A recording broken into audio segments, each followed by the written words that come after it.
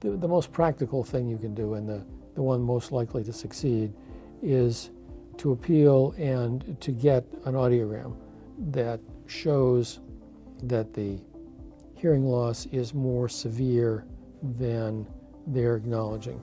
Do they ever mess up? You say it's pretty mechanical. Yeah. Do they ever just match the numbers wrong? They do. The testing is mechanical. The application of the testing is done by human beings, and as we all know, human beings are error-prone. It's a grid, right? Like they're just supposed to say, this is the number, and that's the number, and this is the thing. Right, but one of the things you have to keep in mind is that VA has grown enormously over the last few years. Welcome to the Victory Over VA podcast, a podcast about empowering veterans to overcome denied disability claims. Each week, we deliver critical insights to help you understand the disability process, veterans' benefits, and how to take control of your legal rights. Now here's your host, Attorney Francis Jackson.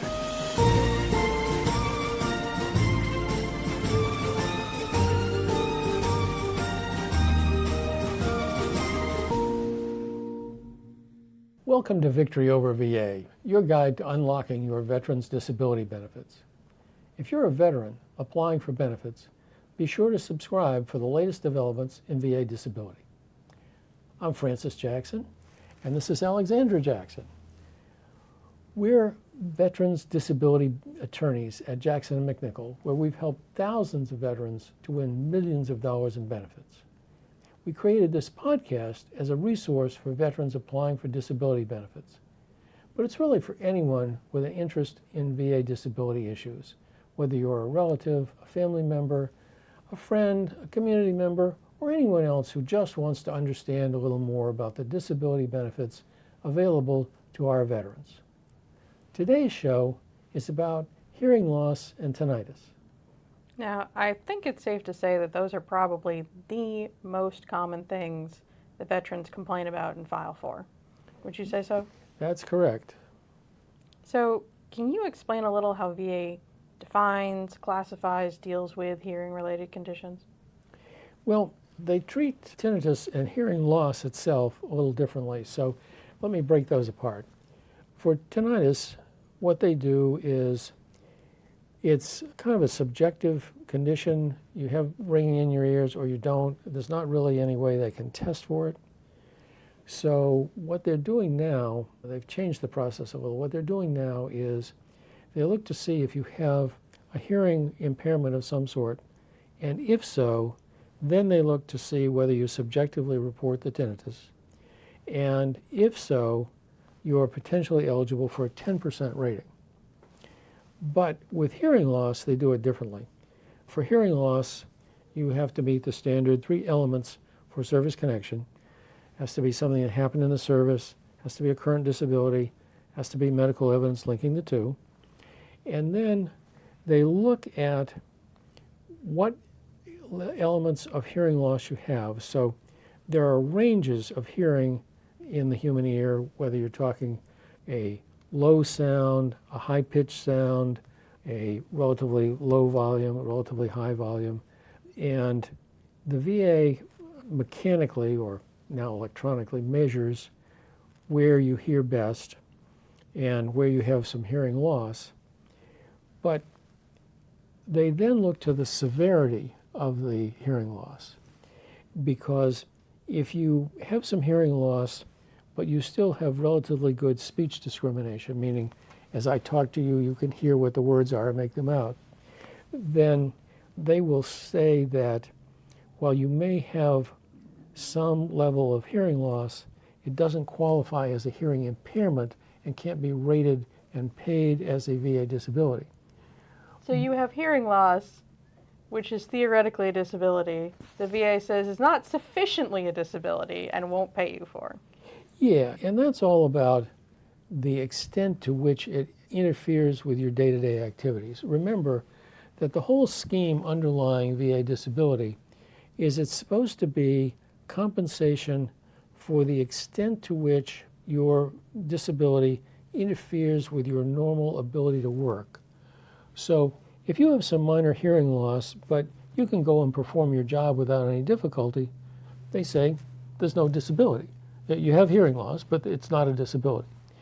But when it gets to the point that it starts to interfere with your ability to understand speech in a conversation, then they pay more attention. And particularly, what happens a lot with older veterans in terms of the patterns of hearing loss, people lose the ability to hear higher pitched voices, which are typically feminine So like voices. a woman's voice, yeah. Yeah, and sometimes they'll, depending on exactly what happened to them in service and how it impacted their hearing, they'll lose the ability to hear other ranges. But usually it's the higher pitch that goes first. But what the VA focuses on primarily is the degree of hearing loss coupled with its impact on your speech understanding, your ability to hear what other people are saying, particularly in a crowded, noisy environment. That's where it usually goes first. Okay, so you mentioned tinnitus at 10%. Does it have any other rating, or is it just kind of No. a flat? It's a flat rating. As you know, within the VA's rating system, there are different levels of rating depending on different conditions. Tinnitus is one of those rare ones that has only a single rating. Either you have it or you don't. If you do, you get a 10% rating.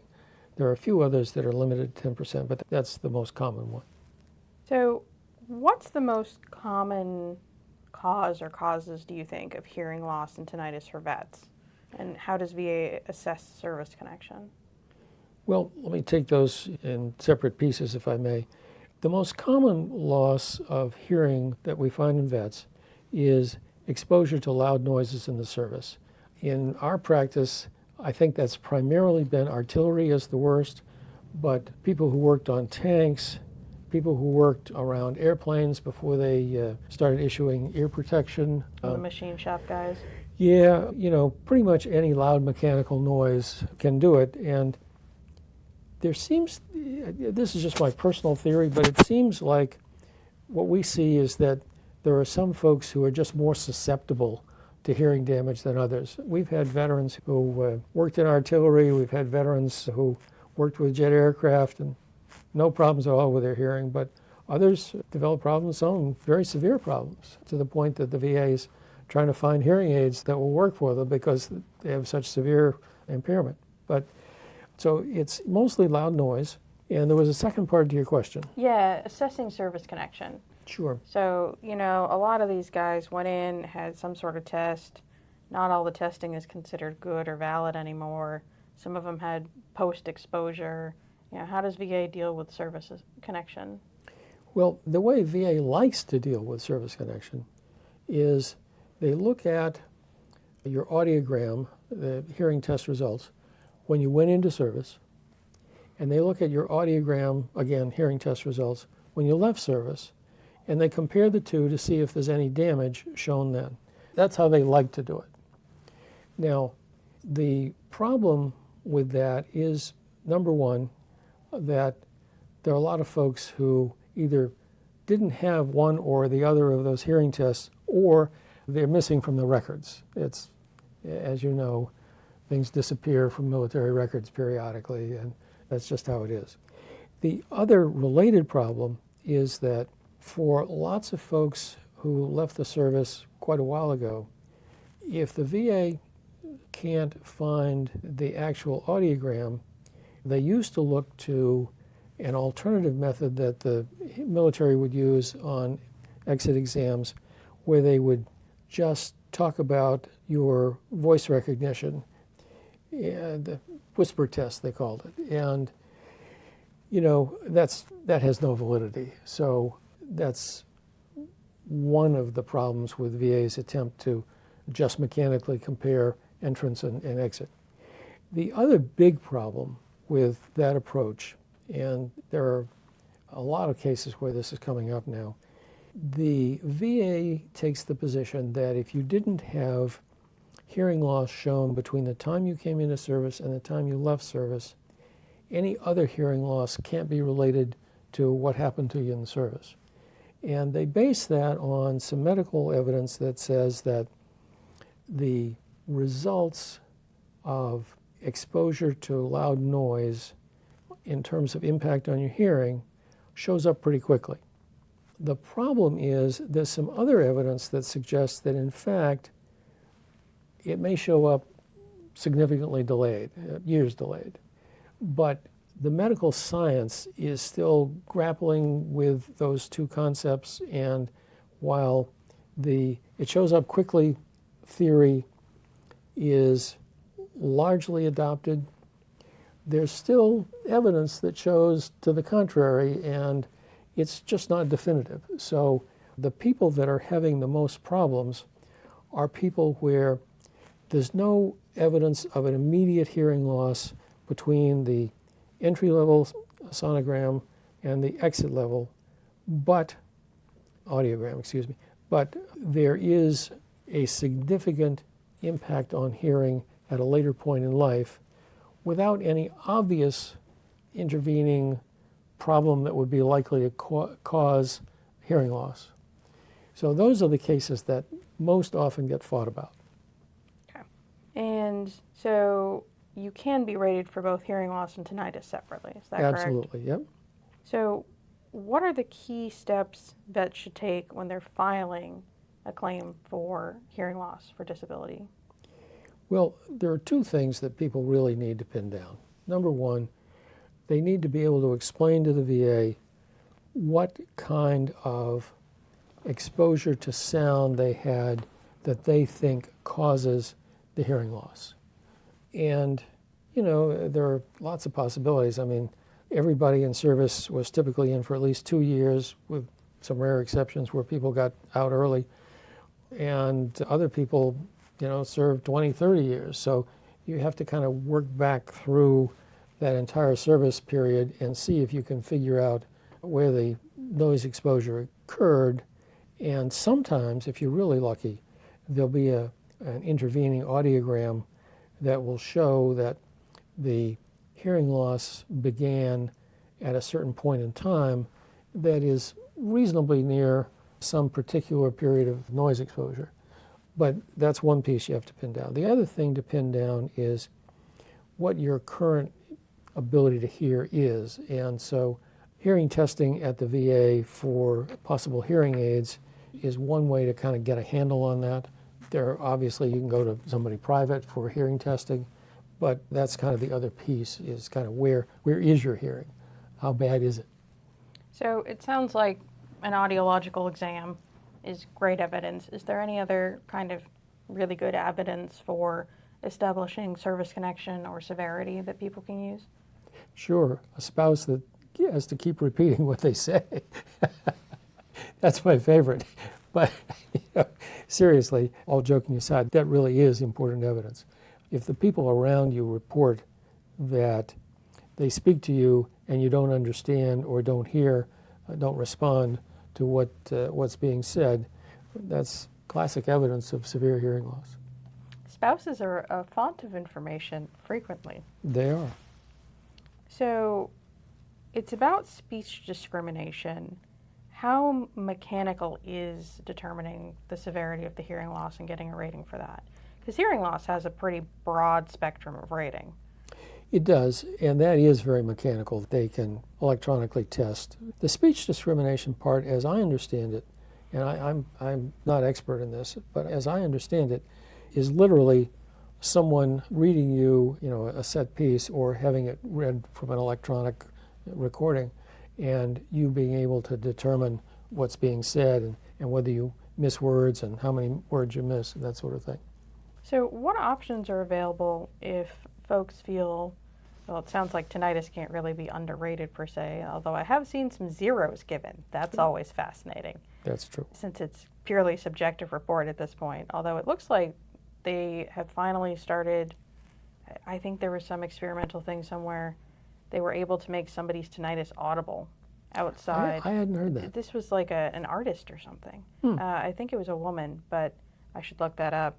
But obviously tinnitus has got 10, and if you're wildly unlucky, 0. But for hearing loss, if you feel like the rating for the hearing loss came in low, what are your options? I mean, you can appeal, you can put in a new claim, but what kind of evidence is going to get you there?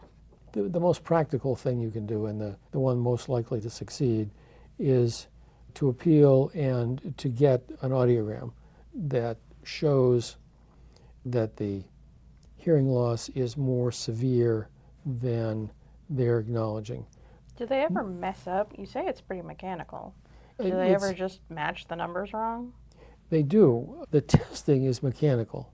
The application of the testing is done by human beings, and as we all know, human beings are error prone. It's a grid, right? Like they're just supposed to say this is the number, and that's the number, and this is the thing. Right, but one of the things you have to keep in mind is that VA has grown enormously over the last few years.